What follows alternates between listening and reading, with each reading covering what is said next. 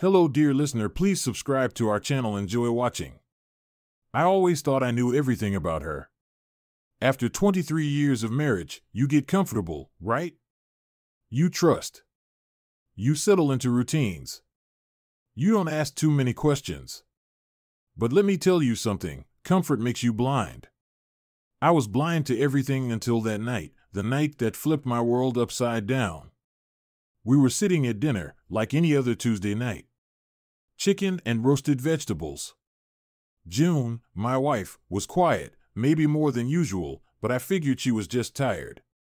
We'd been through a lot. Empty nesters, you know?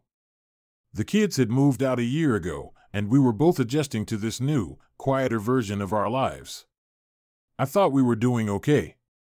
Then she said it, and my whole body went cold. I have a date on Friday. At first, I thought she was joking.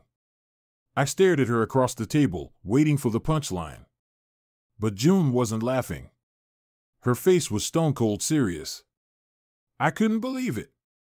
My wife, the woman I had loved, supported, and been loyal to for over 2 decades, was telling me she had a date. Just like that. No warning, no fights, nothing. It was like she was telling me she was going to meet a friend for coffee. What the hell are you talking about, June? She took a sip of her wine, looked at me with those calm, unbothered eyes, and said, "His name's Ryan. I've been feeling like I need more excitement." Excitement? That's what she said. Excitement. I couldn't even respond. I just stared at her, wondering if this was a dream or some twisted reality show. It wasn't. "I love you, Aaron," she continued, "but I need more than love. I need to feel alive again. And Ryan, well, Ryan makes me feel alive. Let me explain something here. Ryan isn't just any guy. He's this slick, hotshot fitness trainer at the gym where June's been spending way too much time lately. You know the type, muscles, tattoos, probably spends more time in front of a mirror than actually training anyone. I'd heard his name once or twice, but I never thought he'd be more than a passing mention. Apparently, I was wrong. "So you've been seeing him?" I finally asked, feeling the weight of betrayal settling in my chest. "I've been thinking about him," she corrected. "This Friday will be the first time we're actually going out." It was like she was explaining the weather or giving me her weekend plans. No guilt. No hesitation. And I'll be honest, in that moment, something inside me snapped. But I didn't yell. I didn't throw my plate or storm out. No, I did something worse. I smiled. "If that's what you want, June," I said, my voice steady and calm, "then I hope you enjoy it. But you're making a mistake." She blinked at me, surprised by my reaction. I wasn't begging her to stay, wasn't pleading with her to reconsider. She probably expected that. But I'm not a man who begs. I'm a man who plans. June thought she could just waltz into an affair, dabble in excitement, and then come home to our nice, cozy life. What she didn't know was that I wasn't going to sit quietly and let her have all the fun. No, I had something else in mind. Something far more interesting. That Friday, I left the house before June even had the chance to get ready for her big date. I didn't need to see her pick out her dress or watch her carefully apply makeup for another man. No, I had my own plans that night. I headed downtown to this little bar I'd found a while back. It wasn't my usual scene, but tonight, I needed something different. I needed a place where no one knew me, where I could be someone else for a few hours. And as luck would have it, the bar was packed with exactly the kind of people I was looking for. Her name was Maya. She was gorgeous, long dark hair, eyes that looked like they could see right through you, and a smile that screamed trouble. We started talking over drinks, and before I knew it, we were laughing like old friends. I didn't tell her I was married. That wasn't part of the plan. All she needed to know was that I was looking for a good time, and she was more than willing to provide it. After a few drinks, I suggested we get out of there. Maya smiled, grabbed my hand, and led me out of the bar. We ended up at a hotel, not too far from where Ryan was probably wining and dining my wife. And you know what? I didn't feel an ounce of guilt. Not then. Not ever. Maya was exactly what I needed that night, fun, spontaneous, and most importantly, she wasn't June. I wasn't looking for love. I was looking for revenge.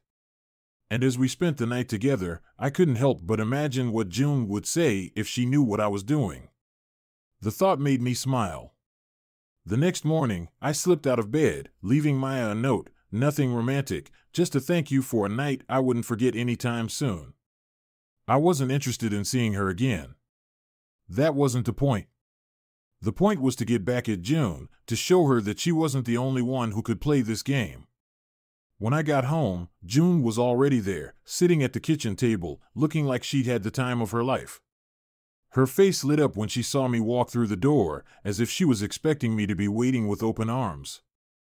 "How was your night?" she asked, her voice dripping with fake innocence. I smiled back, setting my keys down on the counter. "It was great. Met someone new. We had a fantastic time." The color drained from June's face. She hadn't expected that. Not at all. "You, what? Oh, didn't I tell you? I wasn't going to just sit at home waiting for you to finish your little date. No, I went out. Had some drinks, met a woman. You know, excitement, right?" For the first time, June looked genuinely hurt. She didn't say anything for a moment, just stared at me, her mouth slightly open, like she couldn't believe what she was hearing. "Aaron, I didn't mean for this to happen. I just thought." "What?" I cut her off. "That I'd be okay with you sleeping around while I sat here like some clueless idiot?" Her silence was all the answer I needed. But that was just the beginning. See, the problem with June was that she thought she could control everything. She thought she could dip her toes into this affair and then come back to our life as if nothing had happened. But I wasn't about to let that happen. Not without making her pay. So, I started getting creative. You know what the best kind of revenge is? It's not loud or obvious. It's quiet. Subtle. It seeps into your life when you least expect it, until suddenly, everything you once knew feels off balance. The next week, I started leaving early for work. June would wake up, and I'd already be gone. I made plans with friends I hadn't seen in years, started going to places I knew she wouldn't follow. I wanted her to feel it, the distance.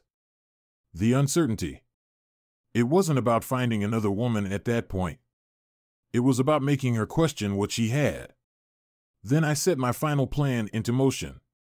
You see, June had this thing. She loved her jewelry. Every piece had a story. The bracelet from our honeymoon, the diamond necklace I bought her for our 10th anniversary, and the ring I gave her when I promised forever. Those were her prized possessions. So, I started selling them off. One by one. Quietly. Carefully. She didn't even notice at first. But eventually, she would. I kept the money in a separate account, ready for when I'd need it. Because I knew this wasn't just about revenge. It was about the long game. And in the end, I was going to come out on top. It took June a few weeks to figure it out. I came home one night to find her standing in front of the mirror, staring at the empty spot where her necklace used to be. "Aaron," she said quietly, "where's my necklace?" I shrugged, not bothering to look up. "Sold it." Her eyes widened. "You what?" "I sold it," I repeated, my voice calm. "And the bracelet." "And the ring." She looked like she was about to cry, but I didn't care. Not anymore. She had broken something in me, something that couldn't be fixed with apologies or promises of excitement. This was my way of taking back control. "Aaron, why are you doing this?" she asked, her voice shaking. I finally looked at her, meeting her eyes with a cold, hard stare. "Because, June, you wanted excitement. And now you've got it." She didn't say anything after that. She just stood there, staring at the empty space where her jewelry had been, realizing too late that she had lost something far more valuable than a necklace or a bracelet. She had lost me. And you know what? I didn't feel sorry for her. Not for a second. In the end, I walked away from that marriage without looking back. I kept the money, sold the house, and started fresh. I'm not saying I came out unscathed. I'm not that naive. But I walked away on my own terms. And that, my friend, is the best kind of revenge. If you leave a comment, tell us what you think about the story you heard. It's important to us and will help us find and tell stories that you find interesting. Thank you for watching us.